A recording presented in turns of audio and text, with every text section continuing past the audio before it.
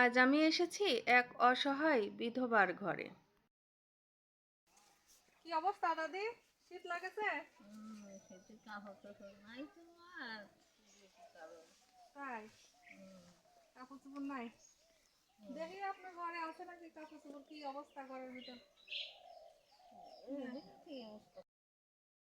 তার তেমন কোনো শীতের কাপড় নেই। বৃষ্টি হলে ঘরে পানি পড়ে, অর্থাৎ শীত, বৃষ্টি আর কষ্ট, এই তিনের মাঝেই একজন বিধবার জীবন। দাদি তাহলে কি তোমার শীতের কাপড় নাই? ওই শীতের কাপড় গায়ে দাও নাই? আমি তো গায়ে দিছি, তোমার নাই? তাই পাবো কোনে? দেখি তোমার ঘরে কি দেখি। এই ঘরে তুমি থাকো? হ্যাঁ, আমি দেখি। দেখো সামনে আয়া গেল। কিছু নাই আমার ঘরে কোনো কিছু নেই।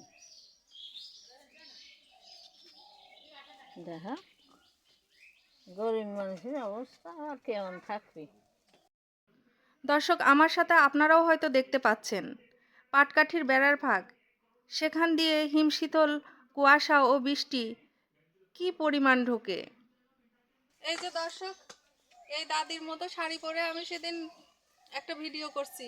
ওনার শীত, আসলে আমি তো অভিনয় করছি, কিন্তু বাস্তবে আসলেও ওনারা শীতে খুব মানে অসহায় অবস্থায়, খুব মানে খারাপ লাগে এদের, শীতে জর্জরিত। তো এদের সেরকম শীতের কাপড় নেই, যদিও একটু আছে, কিন্তু এই যে এই ঘরে যতই শীতের কাপড় পরুক এটা মানানো খুব কষ্ট। কারণ এই দেখেন চারদিক থেকে বাতাস কুয়াশা সব আসে, তো এখানে থাকা খুবই কষ্টকর।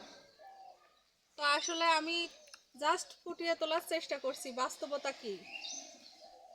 আমারটা অভিনয় হলেও এদের জীবন আসলেও সত্যি এরকম।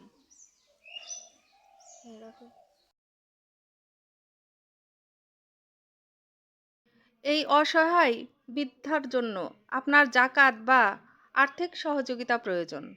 আপনার জাকাত বা আর্থিক সহায়তা তার জীবনে একটুখানি আলো এনে দিতে পারে। ভিডিওটি লাইক, কমেন্ট, শেয়ার করুন, যাতে সবাই জানে আপনার এই ছোট্ট উদ্যোগ মানুষের দৃষ্টি আকর্ষণ করবে এবং সচেতনতা বাড়াবে। মানবতা বাঁচাতে আজই পদক্ষেপ নিন।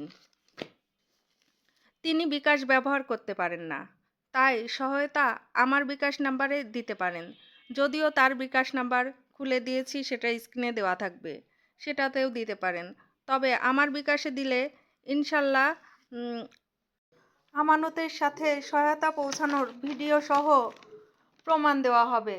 যে সহৃদয়বান ব্যক্তি সহায়তা পাঠাবেন তিনি নাম পরিচয় আমার ইনবক্সে জানাবেন, যাতে আমি স্বচ্ছভাবে প্রমাণ দিতে পারি।